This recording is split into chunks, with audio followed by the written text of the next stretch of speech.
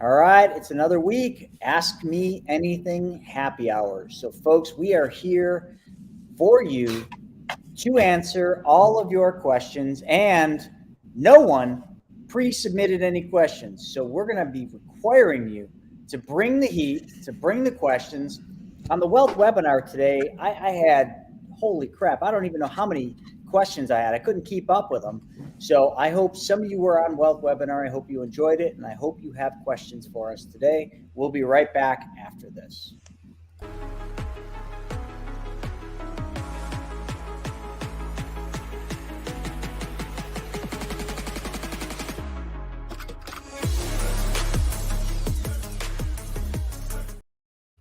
All right, we're back at it. So what's up, Derek? We got some people joining here, people piling in.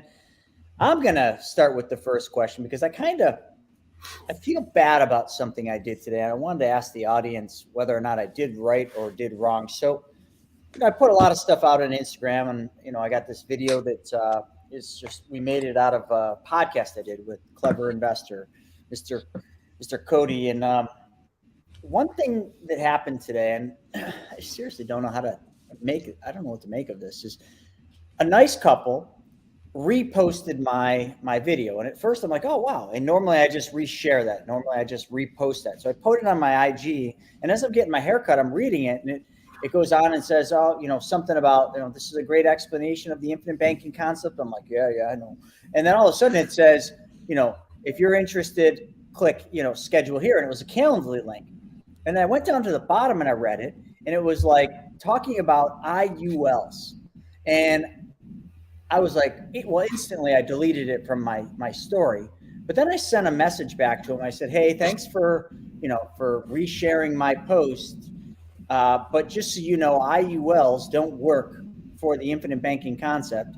And then I think I said, also, I really don't think I'm okay with you resharing my contents so that you can drive traffic to your calendar link selling a product that we don't support. It was something like that. And I didn't know how to feel. Like, I almost didn't send it because I'm like, I don't know if this is right. I don't know if this is wrong, but I sent it because I'm just an asshole. Was I wrong? You said it very nicely. That's not how I would have said it. I was really frustrated. That really upset me. I'm like, you're using my content, reposting that, and then spinning my entire message to be self-serving to you. And it was this cute girl and her husband, and I just didn't feel right about it. Did they respond? I don't know. I didn't look yet. Ain't nobody got time for that. Maybe they did. They didn't. I don't really care. But I was definitely bent because I'm like, oh wow, they shared a really cool one. And then I read it. I'm like, IUL, what? Schedule with you to book what? I'm like, who does that? Like, how, like, I just felt so dirty. I'm like, I would never do that to somebody, ever. Oh, hey, look at this awesome video somebody just made. Like, you should learn from this. Oh, by the way, schedule a call with me to set up an IUL. Anyway. It's weird. It's definitely weird. I mean, that's the internet, though, is people can post and reshare pretty much anything. But like you said, it's kind of crazy to be leveraged almost against what you stand for. I don't really know how to do that. Besides, we just keep pushing and talking our stuff. I just can't believe IULs are still a topic of discussion. I mean, so I had a client, a really good client. It's actually husband and wife.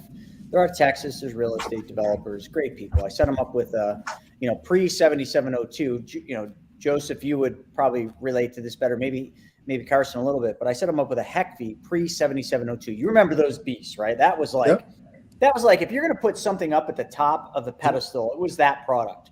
There was nothing that competed with it at the time.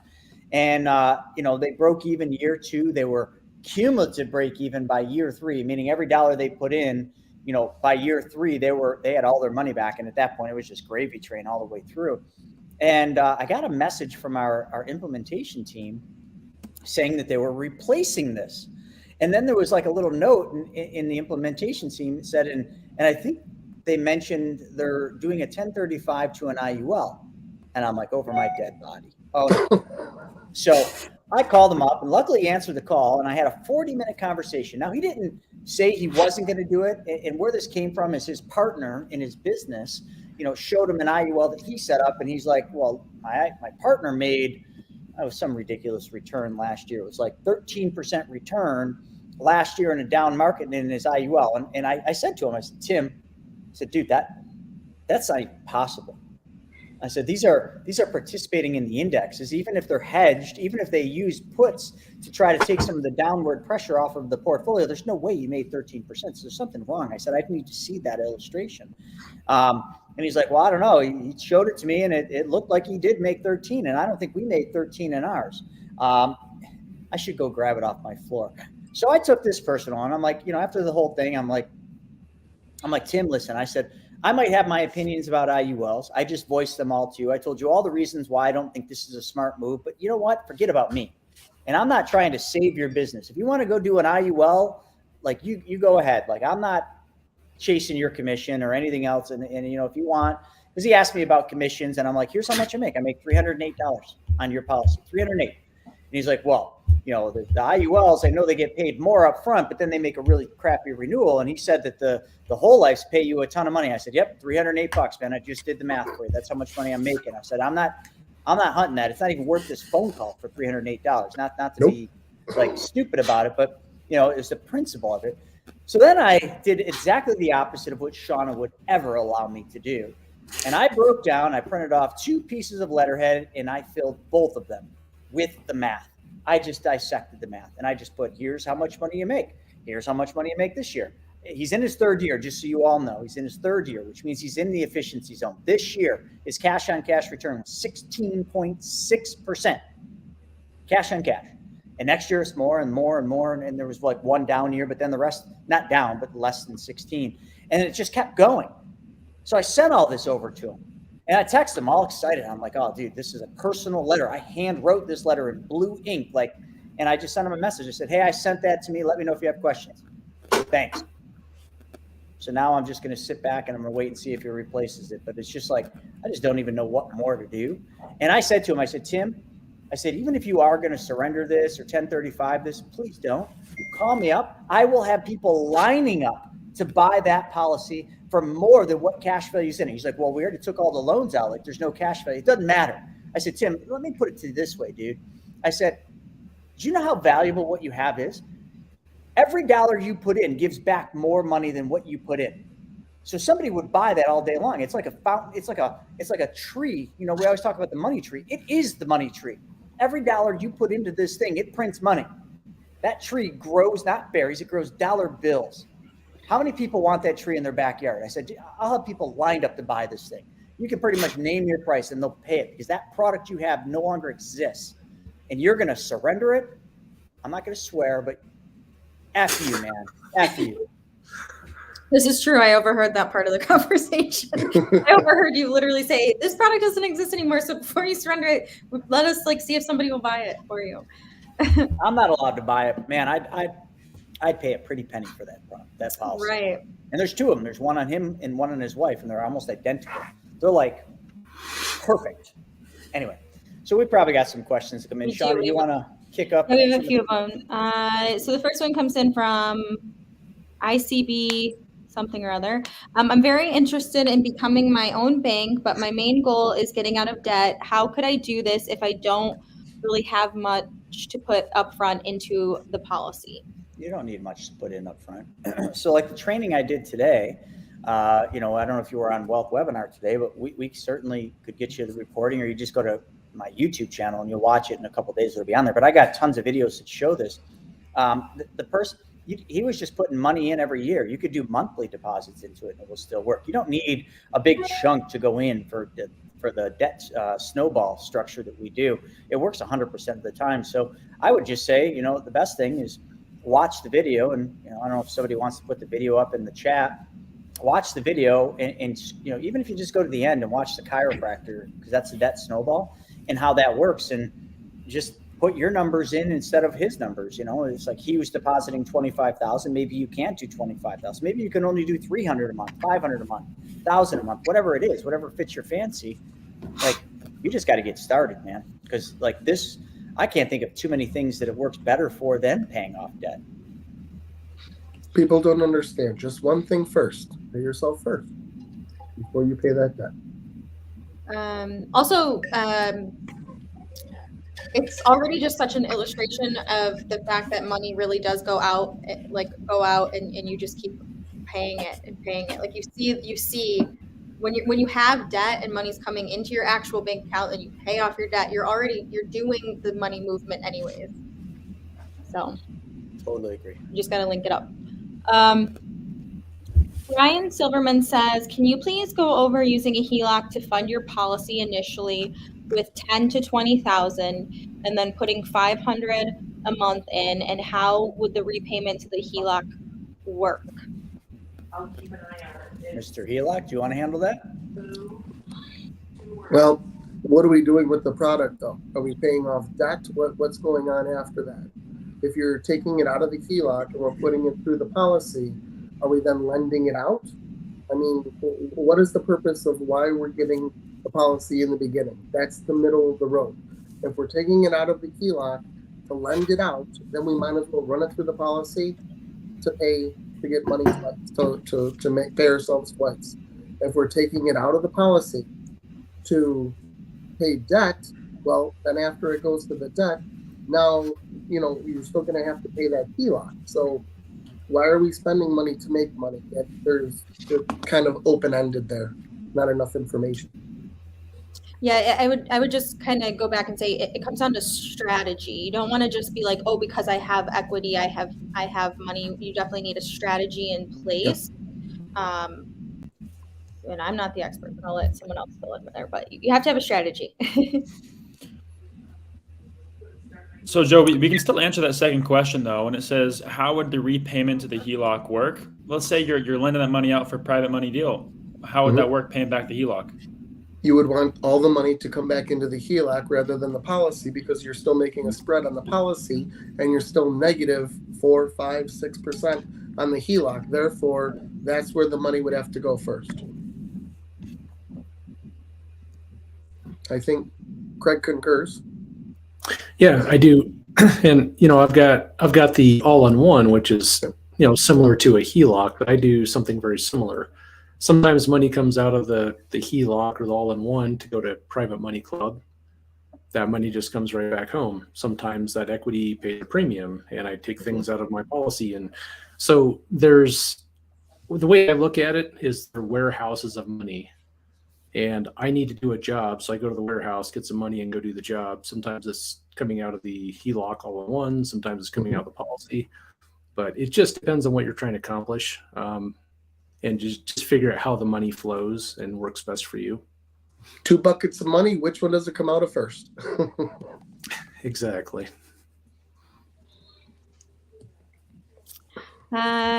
Which companies are best to get quotes for whole life insurance? This company. Money multiplier team. Oh, man. First off, what quotes? We're not doing quotes. You're not buying term insurance. So I think the first thing we need to do there is, Vista needs to watch the video, the 90-minute video or any of the videos to kind of understand the concept of what we're doing, because there's no quotes. We're not buying a life insurance policy. If you want quotes, call Allstate. Like, they'll give you quotes. And or Progressive, or what are some of the jingles? You can call any of the jingle companies. We're building a policy specially designed and engineered to be used for a process called the infinite banking concept. So once you understand what it is we're doing, then we can help by telling you, what companies are best. And we are the ones that work with the companies, design the policies with the companies. So I think we got to turn the cart around and put the horse, where it belongs, instead of putting the cart in front of the horse. And I think you need to learn the concept. So please watch the video. Maybe we can put it up here so you can copy it. Otherwise, just go to chrisnoggle.com. A 90-minute video will pop up, and watch that video. Once you understand the concept that we actually teach, then book a call with us. Yeah, and it's almost like that Progressive commercial with Flo, where it's like, you choose your price. Like, basically, you're the one that like drives the amount. So there's really no quoting. And And then Tom Thompson asks how much, and I'm sure he's talking about that policy for sale, because I know that like, I think doesn't Tom have like, maybe like a hindrance to being able to get one? So like there really are people who would benefit from somebody. Oh, it's one of the best policy designs like One ever. man's trash is another man's treasure. Yeah, exactly. So I mean, I'll wait for him to respond, but maybe what I'll do, here's what I'll do, Thomas, for you is I'll text, my phone's charging, but I'll text him and say, hey, listen, I have a potential buyer for your policies. Name your price. Just to kick him in the ass a little bit. Okay. Just so you all know, ass is not a swear word. I'm talking about the mule. I'm not putting any money in the swear jar today. Been doing good all day. Eve Page is talking about, so she's done her taxes with Tax Hive, but they said that they don't do bookkeeping. So and they have no recommendations. Do you? So she needs a bookkeeper. Oh, Scarlet Books. I don't know if they're really doing bookkeeping. I think Corporate Capital does. I don't know if Melissa's doing that yet or wants to take it on. And I don't know if Tess is doing that yet. Yeah. So I'll just say, Eve, you can email me. I know you have my email. I will definitely link you up with a couple of people that at least can get the conversation rolling for you. Yeah. And $1,700 for taxes. I mean, I just paid a lot more than that to do my personal taxes with my accountant. So that sounds like a lot, Eve, but I don't know how complex your tax return is. Mine's pretty complex. And, all my entities are all separate bills too. So yeah. I probably spent, holy crap, I don't even know, Shauna. I probably spent $15,000. Yeah, Dexter said Corporate Capital does that, which I have heard that. I think Corporate Capital does Colleen Brown's bookkeeping as well. And then Carson was kind enough to give me the 90-minute video, so I'm going to throw that in the chat. You'll definitely want to watch that. Anybody who's interested in getting a whole life policy, watch that, and then you wind up on the phone with one of these guys on the screen, Craig, Carson, or Joseph, and we will help you from there.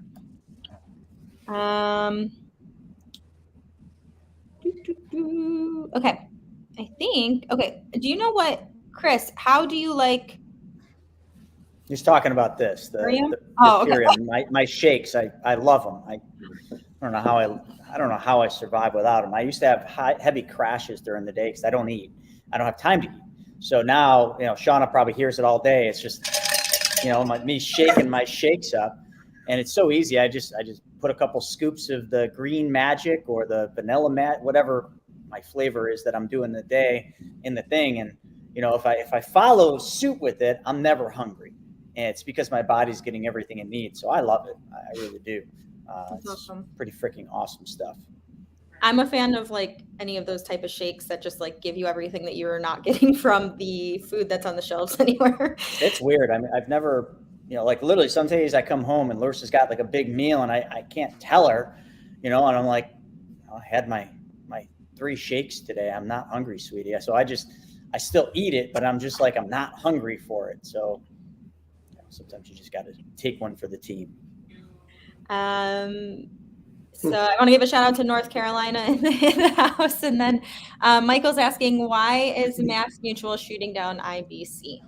So there's a lot of reasons, Michael. And if you read the memo, you'd understand a little bit of it. So the first thing I can tell you is Mass Mutual being a huge company, same with Northwestern, they're taking a stance against IBC because they don't fully understand it first. But because there's right now, IBC is like a buzzword, right? It's a word being thrown around left, right, and center. Everybody's trying to rush into this space and become an IBC person. Like I'm seeing it everywhere. I mean, no disrespect to Brad Lee, but he's got guys talking about it. And then you got, Pace Morby saying they want to get into space. These people have no idea what IBC is. So the more people that are coming into it, the more hanky-panky that's getting done, and it's damaging. So Mass Mutual, if you read their memo, makes mention of, people not calling, they're calling the whole life insurance policy, which I very slowly read it. What we use is a specially designed and engineered whole life insurance policy that has a death benefit that costs money. There's a lot of people out there not telling clients that it is a whole life policy. They're calling it a bank. And if you do any compliance or CE stuff or any of the regulatory stuff that we have to do to maintain our license, it's very clearly defined in there that you cannot call a life insurance policy a bank. They are two different classifications, two different regulatories. We don't call the whole life policy a bank. We might say be your own bank. That's a concept. That's a process. And we say a banking system. But there's a lot of people out there selling whole life and not telling the client that they're buying a life insurance policy. I know it seems hard to believe, but that's actually happening. There's a lot of people out there not talking about the death benefit and the importance of the death benefit for people. So there's all these things that are being done that they're seeing videos of these people and they're just saying, okay, if this is going on, we can't be part of this because it's not what we do. We're a life insurance company, and these people aren't selling life insurance. They're trying to sell some magic, fairy dust shit. Damn. Anyway, so that's the first thing. But the second thing is also, Michael, with what we do, if you understand money laundering and all the stuff that comes around money laundering and all that, like we're borderline. We're telling people to put money in and then they're taking money out, which triggers for companies. And I've seen this numerous times with Mass Mutual. It's a pain in the butt, where we get somebody that puts a big dump in and then they take the loan out of that dump in because they're going to use it in Private Money Club or somewhere else. Well, that for Mass Mutual triggers an alert that then they have another team that has to review that, ask questions to say, okay, is this a potential money laundering case? Which we know our clients very well. We know the needs and goals of our clients. We do a good job fact finding and understanding the needs of what our client is doing this for. So when they take loans, we always have notes in our CRM that says that. But there's a lot of people doing this that they're not understanding those rules. I mean, it's not hard to get a life license. So any Jimmy John on the street, I don't know where that came from, but can just go out and get a life license and then say that they're doing IBC and then mislead their clients in a terrible way. And it's damaging. And it's damaging to an insurance company because now they've got all this extra work they're doing to go in and make sure that this isn't money laundering because there's massive fines. Like the fines start at like $500,000 if an insurance company doesn't, have the proper things in place to catch money laundering because drug cartels and God, you go on and on. All the bad people out there, know that, they can layer and structure using life insurance contracts. And I think Mass is just taking a stance today where they're just like, with this being as popular now as it is, like, we're just not interested in this business. Plus with people putting money in and taking the loans right out, Mass Mutual doesn't have that money to then go, buy treasury bonds, which they can make more in treasury bonds right now, long duration treasury bonds than they can on the loan interest charged on the loans that they're doing. So, you just got to look at it from that standpoint, a big company, but the ones we're using, One America, Lafayette, and the other ones that we use, they fully support this. I mean, and I'm not just saying that their sales department fully supports it. I'm talking the president and the CEO of the company fully understands this, but we all understand that as this gets more and more popular, it's going to create more and more problems. There's going to be more and more riffraff going on and people trying to make this something that it's not. I mean, at the end of the day, the infinite banking concept is just a process. It has nothing to do with life insurance. It has nothing to do with the whole life. It's a process that we teach. The whole life is just a better machine to run your money through than a bank account. That's all. But at the end of the day, it's life insurance. The death benefit costs money. Insurance companies, they're not nonprofits. They actually make money. Believe it or not, I can't believe people don't understand that. They're a profit company. And that's when they've been around for hundreds of years. So long-winded answer, Michael, but that's a lot of the reasons why Mass Mutual has probably taken their stance on it. It's a mouthful, huh? I mean, perfect. Yep. Because I think if you leave out the fact that it's a whole life, it's also people feel like it's just a quick fix, and it never is. We are always being like, you're actually paying it for the rest of your life. I mean, you wouldn't want to leave that out. I told people today, I said, I'm explaining the whole process, and I said, you see this death benefit. If this isn't important to you, get off this webinar. Don't ever call me or my team because we want nothing to do with you because that means you don't care about anyone other than yourself, and you shouldn't be doing this. I couldn't agree more. I noticed this morning someone on Ask Me Anything was kind of talking about that, and it's just like, so what if it's a whole life WTF, policy? you mean? Yeah, maybe that was it.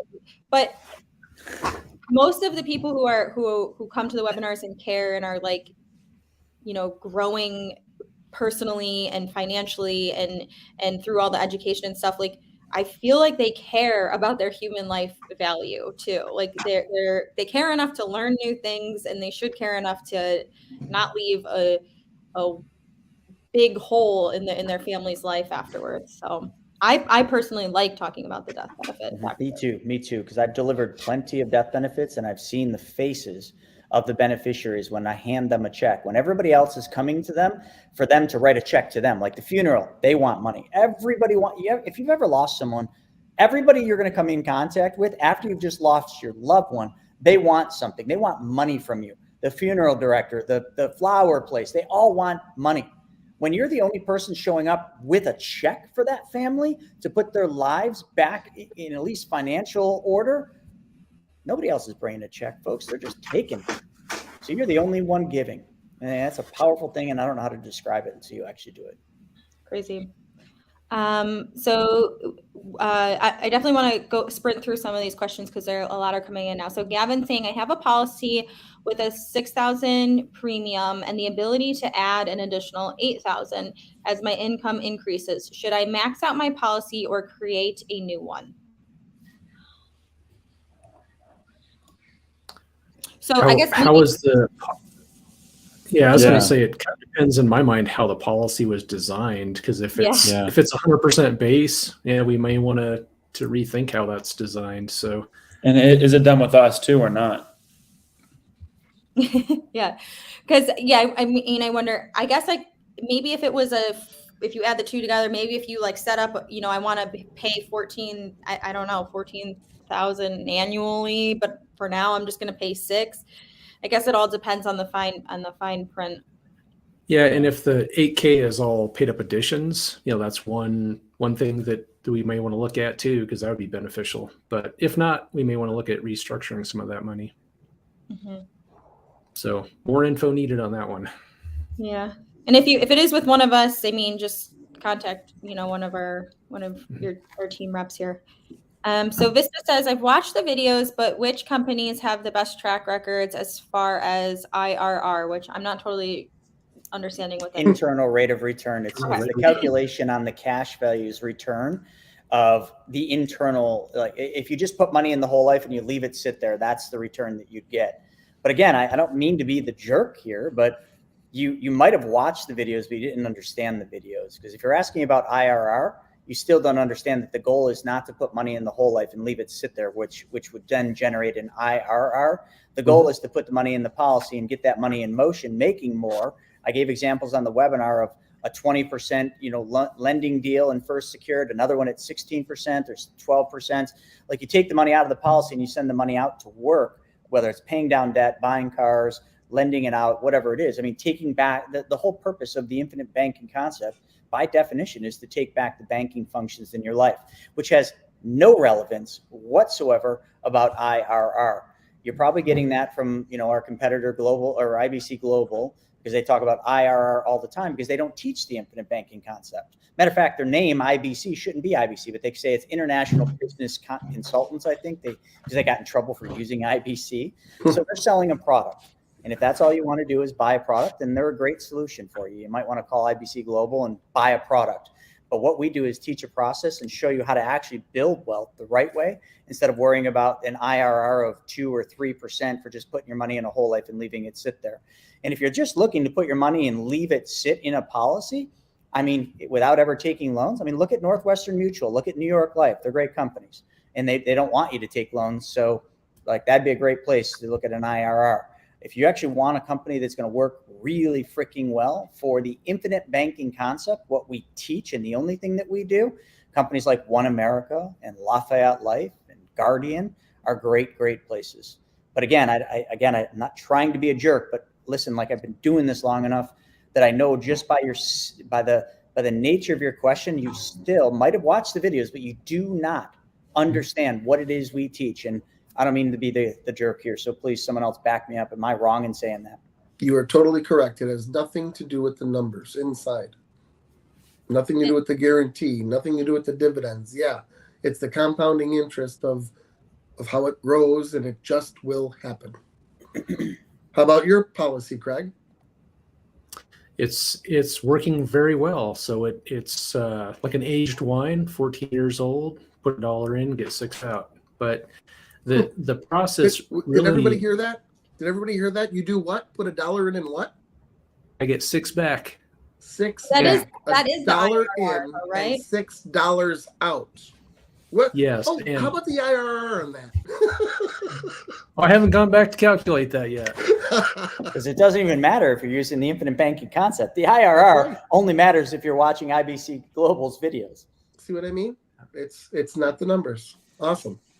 But if you are concerned with the IRR, the only thing I would say, the one indicator that it's giving us is that you don't know what to do with your money, which I want to acknowledge that a lot of people have that. A lot of people don't know what to do. So that is why they come to learn from Chris and all the videos that he has, because we all know that like there needs to be money in motions and strategies. And a lot of the times we don't trust ourselves enough to make those movements. So, you got to find a good coach. You got to do more, because otherwise you are just buying a glorified savings account that will provide a death benefit. And that's still better than a savings account at your local bank. But the deeper thing is that you don't know what to do with it, which is fine. And a lot of people are like that. And there's a lot of opportunity there too, if you choose to seek it. And I do have clients that have bought, a whole life just to keep their money there because it's better than the bank. And I don't mean to discount that and say that, that isn't good, because it is. It's, Vista, if you just want to buy a policy just to put your money in it and never use it, like it's still better than any other place you can put your money from a guaranteed standpoint. The IRR is typically going to be probably, depending on when we look at it, 3 to maybe 5% with those carriers that I mentioned, give or take. I don't look at IRR. I just don't. I look at cash on cash return. And sometimes on a rare occasion, I look at cumulative return. The IRR doesn't play a factor into what we really do. It's, so I wasn't trying to be a jerk about it, because it still does make sense. It's just not what we specialize in. So if somebody's looking for an IRR, I just don't think we're a fit. And I'm man enough to say, like, we don't need your business. We want to earn your business. We want to earn the right to have anyone's business, but we only want business that is in line with what our teachings are and what we're doing, which is, I hate to say it, but it's the infinite banking concept. That's it. It is not selling a product. But after the fact, we are still here to hold their hand and show them about Private Money Club.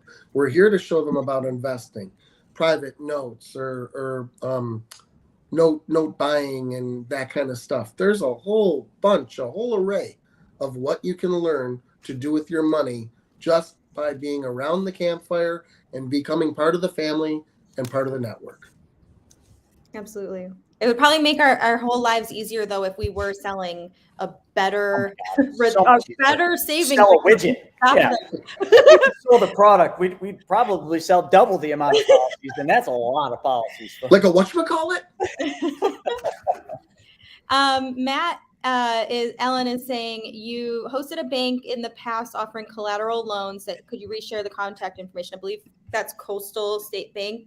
Yeah, and it's interesting. Coastal States Bank is a great bank. It's who I have my policy. They provide a line of credit. It's called a cash value line of credit against my policies, and I've been super happy with them. I mean, their service can be a little slow from time to time because they're a small bank, but like they've done really well by me. But I will say their interest rates are really high right now. I mean, I just got mine renegotiated, but I was approaching 7%. Which still made sense for me for how I'm using it, because again, I'm not counting on an IRR. I'm using my money all the time, and I'm making 12 to 18% on it, in Private Money Club. But I will say, like, there's another bank that one of my clients just did that does cash value lines of credit, and they're, depending on the amount of cash value, if you're over $1 million, it's 5%. If you're under $1 million, I think it's 5.25%.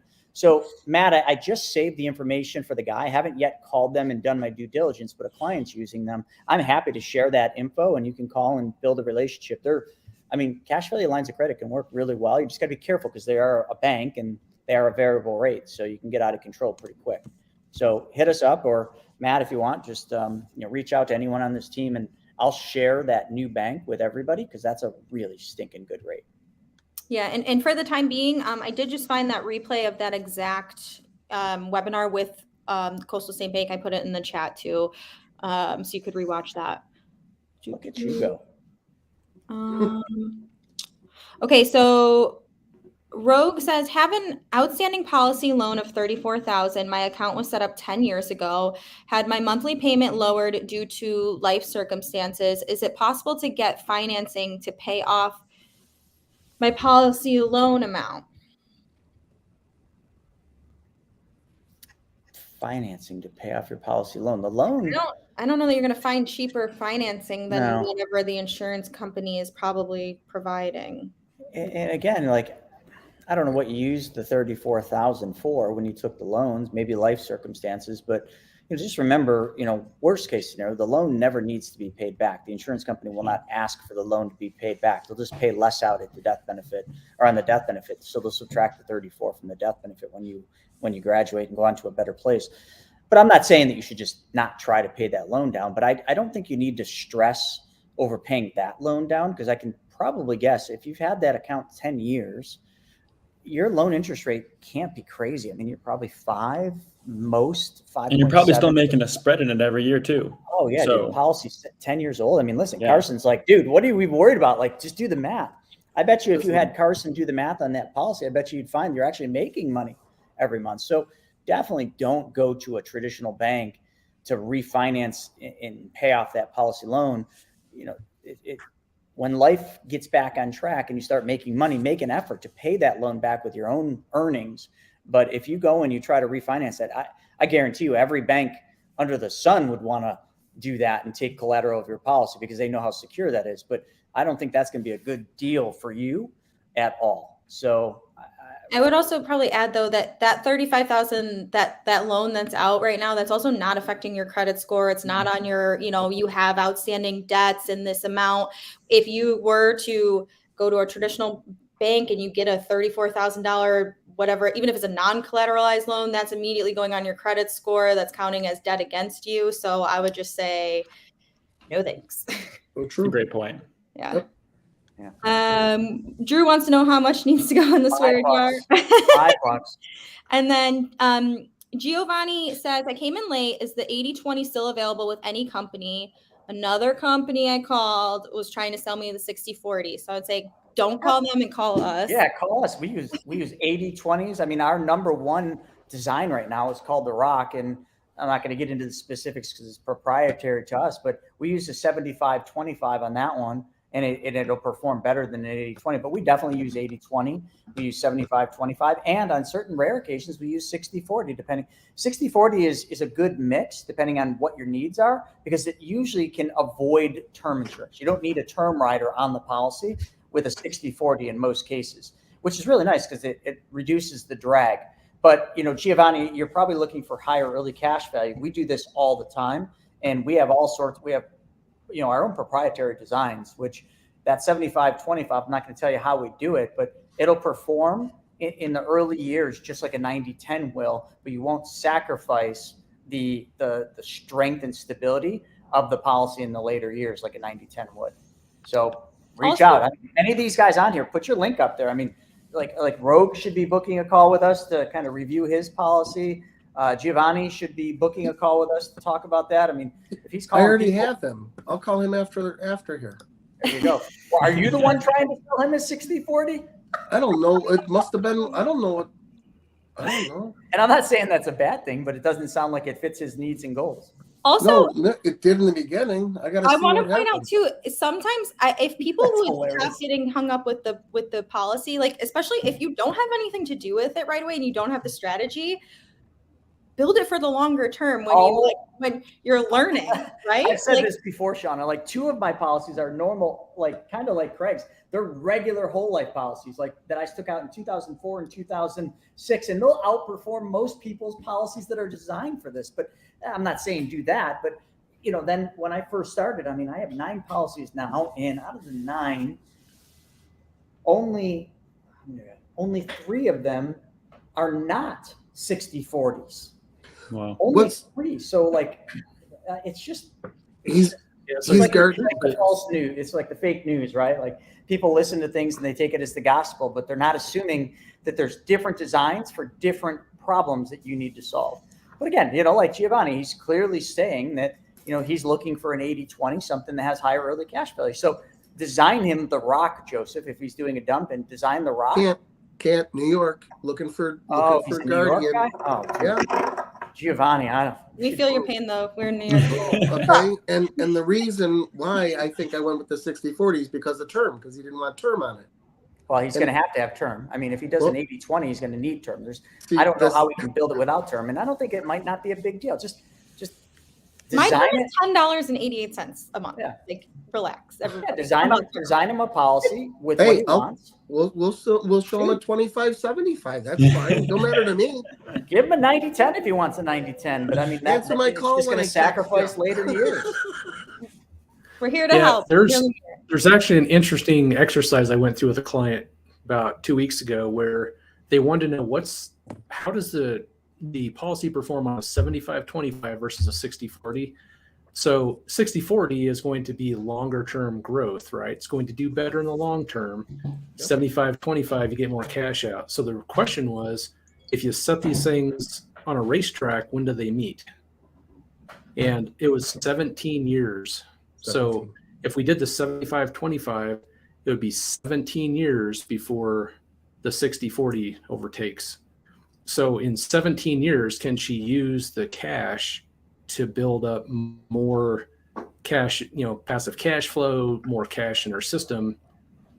I think so. So it always comes down to what's best for you. But in this case, she's trying to figure out, well, do I want to go with a longer term 60/40?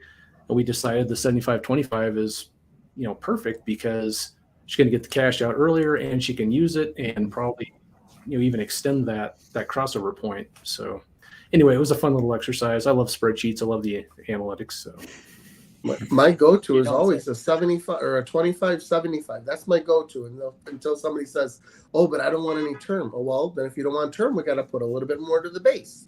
Well, then we move it again, and then another illustration, and then another illustration. Yeah. Well, now you're at 60/40. Well, I want high cash value. You can't have both. What do you want? Yeah, but if you don't know what to do with the high cash value, like build it for the long term. Like I started mine, I did not have an immediate need, and I was like, I'm sure that I'm gonna who doesn't want to plan for the future? I don't know. Why not? What's the big deal? When taking a loan against the policy, are you paying back only the interest or the interest plus the principal plus the premium amount? That's a good question. When you're taking a loan against the policy, are you paying back the interest or the interest plus the principal? That's up to you. Yep. So I've done a lot of loans where I've lent money to my company, okay? And I charge myself just interest, simple interest. So every month my company pays my policy back just interest. But, and that can go on into perpetuity because then, hey, if I'm the bank, man, I don't ever want the loan paid back, to be quite honest. But a lot of times, like a car loan, if you're doing a loan from your policy to buy a car, it should be interest and principal because you want to eventually have all the money back for the cars that you buy, drive, and own. So then you would go to bankrate.com or any other calculator and you'd figure out what interest rate you want to do. Don't overcomplicate this. Find out what is Chevy charging for financing today? How much is Bank of America charging for a car loan today? Use the same interest rate the banks are using. I mean, you're trying to create a banking system. You're trying to be your own bank. So don't cheat yourself. If the bank charges you 5 or 6 or 7%, then charge yourself 5, 6, or 7%. This is another thing that just kind of irks me. The premium that you're putting into the policy is separate from the repayments to the policy. The premium should not be viewed as a payment. And I can't stand it. And I just yelled at people today on the thing. I didn't yell at people, but I just kind of was a little louder about it. The premium that you're putting into the policy is just like the money you're putting into a bank account to save. It's your savings. Your premium is a premium deposit. And I always ask people, I say, so, you don't want to make premiums anymore. You want to know, when can I stop making premiums? So let me ask you a question. When do you want to stop putting money in your bank account? When do you want to stop saving money? Oh, never. Well, then why would you ever want to stop putting money into your policy? Because it's the same thing. But it's the mindset. That's the only problem. It's in your mind somehow, some way in your life, you've been pre-programmed to think that premiums are premiums and they're bad. The way we're designing these, the premiums are premium deposits. You're making a premium deposit to your policy, which is no different than you putting money in your savings account, which most people would tell me, oh, I don't ever want to stop saving money. Okay, well, if that's your answer, then why would you ever want to stop putting premiums into your policy? Because it's the same thing. So your premiums are your saving. Your loan repayments are a function of your money out working for you. They're two independent, separate things. Let's I think people can wrap their head around, because they've asked it before in the comments, is a HELOC, right? So why do we like if we go back to the HELOC thing, Joseph, it's like people want to get more equity out of their house. How do you do that? How do you get more equity out of your house? You pay your mortgage. Like, you know what I mean? Like you build that. Exactly. So if you it's just kind of like your mortgage payment. When you make that payment, you're also you're raising what's available to you. And unlike a house, like that, you're not going to live in the house. I mean, you might, if you're like Warren Buffett, you might live in the same house for the rest of your life. But you probably won't. So like your whole life policy is like that house that just moves with you throughout your life, because it's attached to you forever. I don't know. And Shauna, that's a perfect analogy, because it's really a difference of like, if someone's looking at the premiums as a payment, they're the person that's going to rent their house for the rest of their life and say, oh, this is better. But if you're the person that wants to buy your house, you know that every payment you're making is one step closer to having more equity in your house. And that's really a great analogy. Good job. Yeah. Carson kind of liked my analogy. I use it with two banks. Should I do that real quick? Yeah. I can give it to me. Let me see if I got it down. You want to do it? Yeah. Let's see if I got it. Go ahead. So I'm walking down the street and I have $100,000 with me. I walk into Bank of America and I walk in and say, hey guys, look, I have some money I'd like to keep here. And they say, sure, you can keep your money here. We'll pay you 6% a year. Leave your money in there, walk down, or actually leave your money in there. They give you a receipt. This receipt shows you the amount you have sitting in this account. Go down the street, walk down, go into Chase Bank. In Chase Bank, you show them this receipt and say, hey guys, look, I'd like to get a loan here with you guys and use this account as collateral. And they say, sure, how much would you like? And you say, sure, I'll take $50,000. And they say, I'll charge you 4%. So you take that $50K this year and go put it in whatever you want, real estate, paying off debt, however you want to use that money. End of the year comes, Bank of America comes to you and says, hey guys, look, we owe you $6,000 for the 6% on the 100K. Yeah. They give you $6,000. You go down the street back to Chase Bank and they say, hey, you actually owe us $2,000 for the 4% on the 50K. Give them $2,000 of your 6. And then Joe, you can finish it up. What are the 3 points you'd like to say? So we made $6,000 at Bank of America because of our deposit. We had to pay back Chase Bank for the money that we used, the $50,000 at 4%. So that's a profit of $4,000. And what do? Absolutely nothing. That's A. B, whose money did you use the entire year? Chase's bank money. Where's your money? Still deposited at the first bank, Bank of America. Never growing interest. Growing interest, uninterrupted, compounding. And C, do we ever have to pay back Chase? Well, the way Carson said, can you use this account as collateral? Yes, we can. Therefore, if you don't pay back the loan to Chase, they will just take it out of Bank of America. A, B, and C. That is this policy between two banks. It's awesome. Teamwork. High five. Awesome. It's identical. Guys, I loved that. And that's all we need to do is really get It's the that simple. Yep. It's that simple. You just got to Good job, put it Carson. in people's. Good job.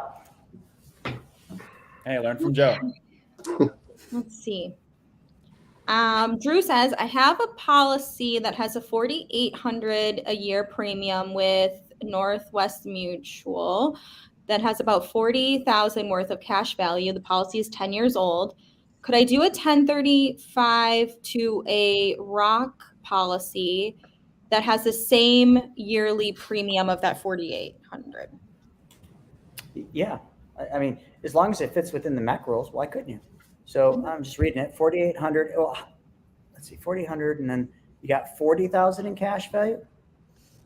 Yeah, Joe, that would work, wouldn't it? I think so. Yeah, 4,840. Yeah, that should work. And you're young enough. Yeah. Yeah. That should work perfect for the Rock. Absolutely. Okay. And you lose nothing in doing that. Zero. Wait, Chris, if that dump in's 40K and you're doing Yep. 4,800 a year, does One America allow that large of a dump in? With the Yeah, Rock? it's like the Rock does because Okay. right now we got the rules changed. So I'm pretty sure that's why I was kind of questioning. I'm pretty sure that would work because 4,800 divided into 40. No, Yes. you fit the 1 to 10 rule, but Yeah. don't we need 50,000 for the dump? It might work still. Okay, that's my Drew, only worst case scenario, Drew. You'd have to dig in your pocket for an extra 10 and then bump that 4,800 to 5 or 5,200. But we could try to do the Rock with that. But It usually would be the Rock's close. 50,000. Yeah, you're super close. Okay, so Zabril is asking if I sign up tomorrow with 10,000, how much can I borrow from the policy to pay off 15,000 in debt? Well, there's a lot of factors depending on Yeah. what way we build it. I mean, how much are you going to put in premium, each month or each year? So you're dumping 10 grand in. Are you going to put 10 grand in each year? But I guess the simplest question is how much right out of the hole could you do in the first 30 days? About 80%, 85%, give or take. Perfect. And it's not uncommon that people are Might even be more, but I'm just being conservative. Yeah, and you're obviously sitting on cash and then sitting on debt at the same time, and I can see why you have the dilemma of, what should I do with this? I would suggest getting on a call to talk that out. I did just throw Carson's calendar in the chat as well. Shift's got a call with you, Carson, too. His name's Aaron. Okay, so Yeah, there you go. So Brian just answered that question, and Brian's got policy. So 75 to 85% in my experience. Okay, Gavin did give a clarification for that one thing he was talking about, how he had like 6,000 and he could put in 8. So he said, my policy is 50-50, so 3,000 base, 3,000 PUA, and the 8,000 additional PUA that I'm able to add. Do you want to put that up at the bottom? Oh, I found it. Yeah, sure, you can add it. Why not? I think that's built with term. I saw a client show me a kind of policy like that. They build it like a 50-50 with a base, and then they'll add like an extra term that will open up the MEC limit. Yeah, I've seen that. So they can keep on adding different money to that. They don't have to put in all 8. Right. But if they do, Yeah.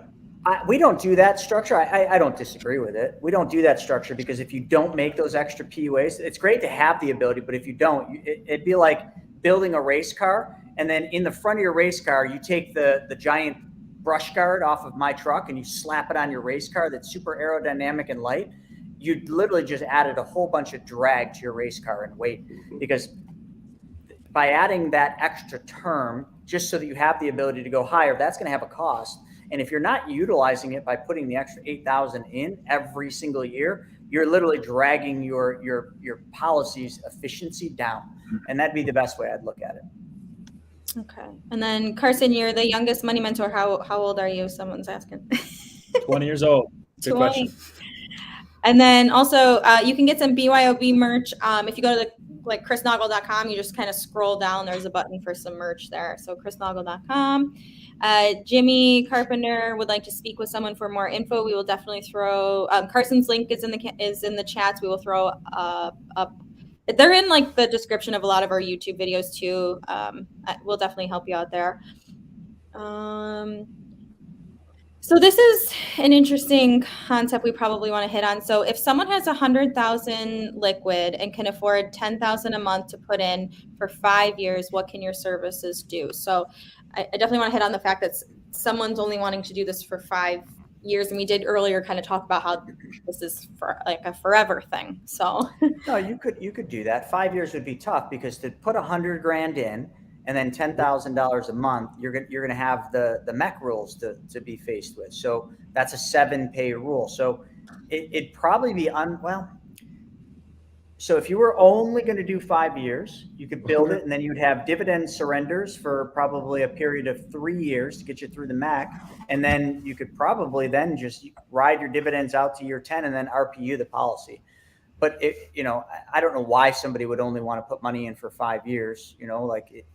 Think about that. If you're putting 10,000 a month in, and then in year 5, if you put 10,000 in, or let's just say 120,000 in that year, you'd probably be able to take out year 5. 100. You put 110 in, you probably take 140 out. Why would you not want to put 110 in? Yeah, and like Craig said earlier on his policy, year 14, he put $1 in, got 6 out. So I mean, that's what you're missing out on. But I mean, could we design something like that? Yeah, we could. I don't think I would agree with doing it that way, but I mean, we could certainly probably make that work. I get a lot of I just wouldn't be able to rationalize why. I get a lot of people's hesitation because I thought the same thing even like 3.5 years ago when I picked my policy number. Is there something inside me that had that lack or like scarcity mindset that was like, if I put in $5,700 a year, like, can I do that forever? And it's like, you almost like doubt your ability to make money. But if you look in the past, like, that's all we're going to do on this stupid planet anyways, is go to work and make money and spend it. So like, it's not going to stop. I don't think. I don't know. It's just, I did it on the wealth webinar. I did an example of the Slayer, and I showed, I don't know what year it was, but like year 10, like you put like 3,300 in, and you took out, maybe it was year 15, I think it was. You put 3,360 in, and you took out $16,000. If you don't want to put the 3,300 in premium in, please call me. I will lend you $3,360 so you can make the premium deposit, and I will charge you 120% return, and you'll still make money. Might even charge a 200% return if we get around that, because you're still going to make money. Brian says, this might be a personal question, but do you each ever have a moment when you aren't paying policy interest, or would you consider that a failure of IBC? No, I'm guilty of it right now. I'm probably, I didn't know Shauna was guilty. Shame on you. I did a property a flip, 55 Newman Place in Buffalo, and it's just one of those flips that went really sour. We got popped for asbestos. The project went on for 2 years, and it was just a money it just took so much money, and I just kept taking loans for my policies to pay contractors, and I had no money.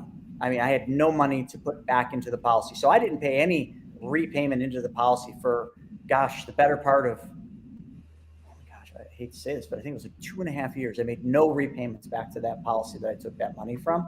And then I ended up selling the property, and I repaid the loans back to the policy with whatever interest I could. I couldn't pay it all back. So I've done that in the past, but it was just because I didn't have the revenue to do it. If you have the money to do it, Shauna.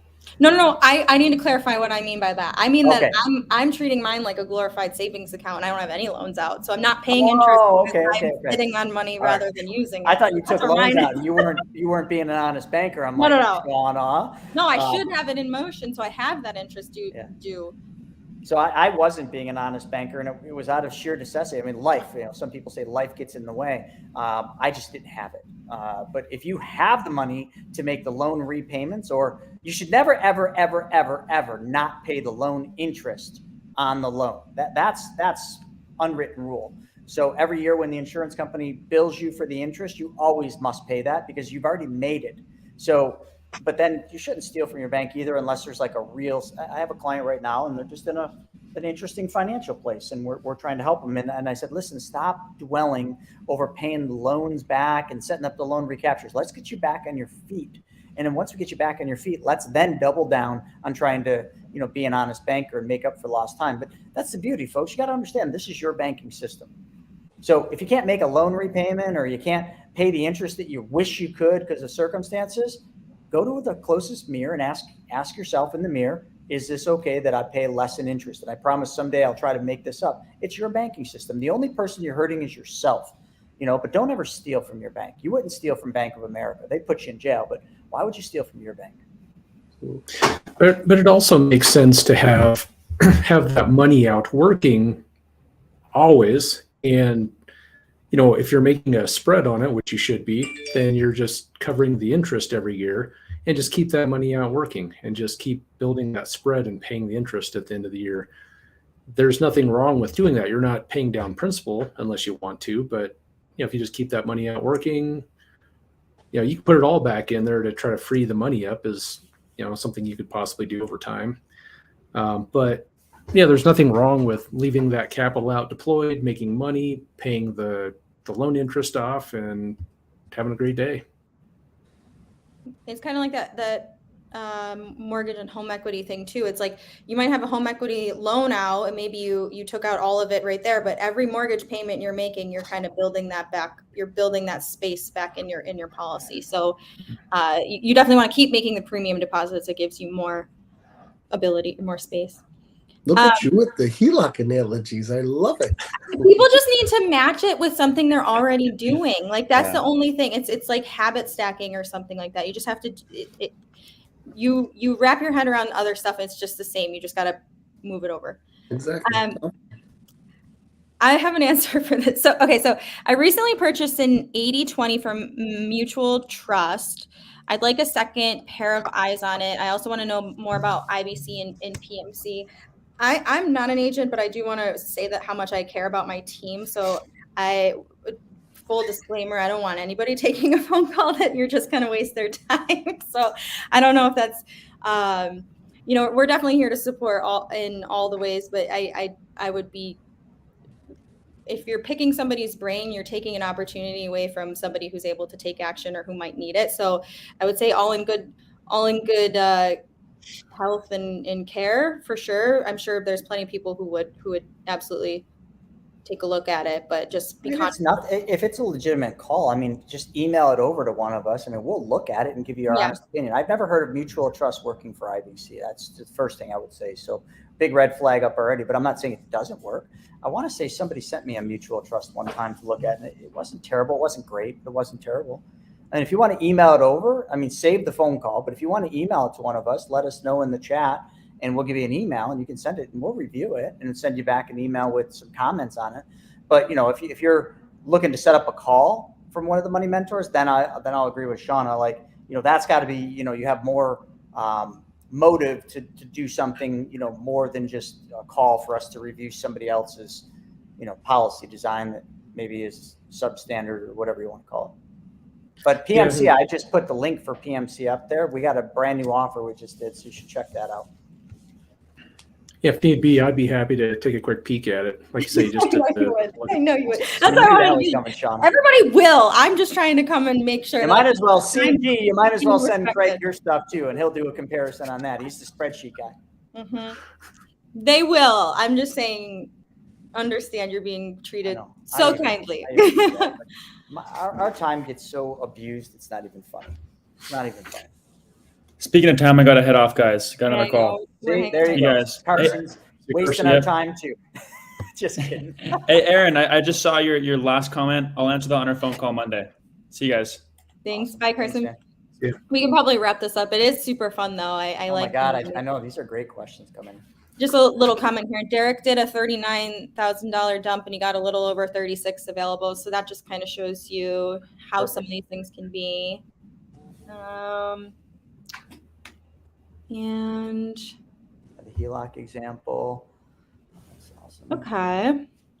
So Curtis is saying, I have some heartburn with the underwriting process. Is there any way to do this policy without turning it into a mortgage style application? I just love to do the medical exam and write a check. I get it, but we can do about the underwriting process. All the insurance carriers are the same. If you really want to try, probably the most easiest liberal underwriters out there would be probably Penn Mutual, but we don't really do much with Penn, but they certainly will issue quicker. If you want us to run it through them, sure. Underwriting sucks. It really is. I battle with underwriting on so many cases. It's a big money or a big time drag for us. It's just part of the beast. But yeah, Penn Mutual, if you want the easiest one, but that still could turn into heartburn. You never know. They're a different breed, those underwriters. Yeah, that's what someone just said. I think this is our last question too. So Aaron's got a call with Carson, so he'll be taking a call, but can you explain how IBC works with getting into real estate investing, such as rental properties? Do you use a loan for a down payment and get a mortgage through a bank, or how does that all work? You could do it so many ways, Shift. I mean, gosh, I mean, the best, easiest way to explain it would just be, you save up enough to pay cash for the property. But I do have a lot of people that, for rentals, what they'll do is they'll save up enough for the down payment.